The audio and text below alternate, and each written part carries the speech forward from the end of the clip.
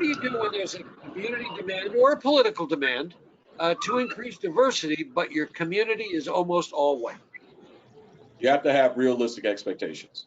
And so for a community, let's just say that is, let's call it 8% represented by diverse backgrounds and diverse people, you cannot expect 20% of your fire department to be diverse. That's just unrealistic. However, I do respect the fact that politicians or even the community would like to see diversity within their respective fire department. That actually should be applauded. But it's up to you as chief of the department or a member of the executive team to communicate statistics, to communicate realism, and to communicate what your efforts have been and what your efforts continue to be as it pertains to diversifying the workforce. And again, I think bottom line is just having realistic expectations. John, your thoughts? Well, even if your very localized community is predominantly all white, your bigger community most likely isn't. You know, if you want to kind of expand from this zip code or these series of zip codes to the region, you know, I mean, use the census data, use you know, other localized data sets to make the case.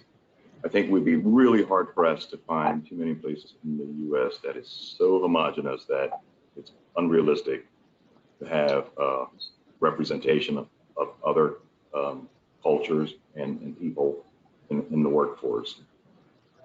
And if it's so, then said community could be the progressive community who's kind of leaning forward and seeing that this is a melting pot of a country, and this is, even though we don't have people of color or whatever, we should be accepting of people that don't look like our community.